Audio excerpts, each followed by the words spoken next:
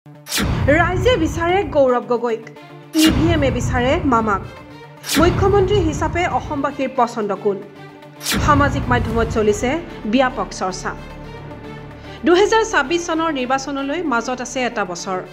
পৰৱৰ্তী নিৰ্বাচনত কোন দলে সংখ্যাগৰিষ্ঠতা লাভ কৰি চৰকাৰ গঠন কৰিব পাৰিব সেয়া এতিয়াও নিশ্চিত নহয়।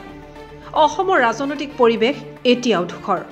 শাসক নে বিৰোধী, কাৰ পক্ষে অসমৰ ভোটাৰে ৰায়দান দিয়ে সেয়া সময়তহে স্পষ্ট হ'ব যদিও ৰাজ্যৰ পৰৱৰ্তী মুখ্যমন্ত্ৰীগৰাকীক লৈ সামাজিক মাধ্যমত আৰম্ভ হৈছে ব্যাপক চৰ্চা। মন কৰক এনভি লাইভৰ এই পোষ্টটোলৈ। অসমৰ পৰৱৰ্তী মুখ্যমন্ত্ৰী হিচাপে অসমৰ ৰাইজে কাক বিচাৰে সেই বিষয়ে ৰাইজৰ পৰা মতামত বিচৰা হৈছিল এই পোষ্টটোৰ জৰিয়তে। নিৰপেক্ষ দৃষ্টিভংগীৰে আপলোড কৰা এই পোষ্টটোত অংশগ্ৰহণ কৰা সচেতন লোকসকলৰ গৰিষ্ঠ সংখ্যকেই অসমৰ পৰৱৰ্তী মুখ্যমন্ত্ৰী হিচাপে বিচাৰে কংগ্ৰেছৰ সাংসদ গৌৰৱ গগৈক।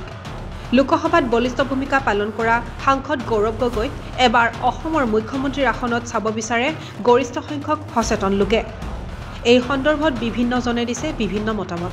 জয়ন্ত কুমাৰ মিলি নামৰ এগৰাকী সচেতন ব্যক্তিয়ে লিখিছে, অসমৰ পৰৱৰ্তী মুখ্যমন্ত্ৰী হিচাপে ৰাইজে গৌৰৱ গগৈক বিচাৰে যদিও ইভিএমে মামাক অৰ্থাৎ ডক্টৰ হিমন্ত বিশ্ব শৰ্মাকহে মুখ্যমন্ত্ৰী হিচাপে বিচাৰে। অৰ্থাৎ ইভিএমৰ দ্বাৰাই পুনৰবাৰ অসমৰ মুখ্যমন্ত্ৰীৰ চকীত হিমন্ত বিশ্ব শৰ্মাই বহিব বুলি একাংশ লোকে ধাৰণা কৰিছে। জীৱন বৰা নামৰ এগৰাকী সচেতন ব্যক্তিয়ে লিখিছে, মুখ্যমন্ত্ৰীৰ বাবে গৌৰৱ গগৈ যোগ্য, কিন্তু আঁচনিৰ মুখত ভোটাৰ অন্ধ।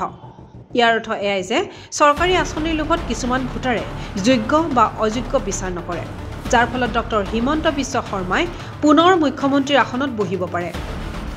ৰাইজে দিয়া মতামত অনুসৰি মুখ্যমন্ত্ৰী হিচাপে গৌৰৱ গগৈৰ পিছতেই ডক্টৰ হিমন্ত বিশ্ব শৰ্মা আৰু সৰ্বানন্দ সোণোৱালকো পচন্দ কৰে কিছু সংখ্যক লোকে।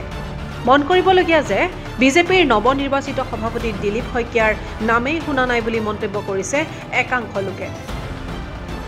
এনেধৰণৰ বিভিন্ন মতামতৰ ওপৰত চলোৱা সমীক্ষাই এই কথাই স্পষ্ট কৰি দিছে যে অসমৰ মুখ্যমন্ত্ৰী হিচাপে ডক্টৰ হিমন্ত বিশ্ব শৰ্মা আৰু সৰ্বানন্দ সোণোৱালৰ বিপৰীতে গৌৰৱ গগৈক পচন্দ কৰা লোকৰ সংখ্যাই অধিক।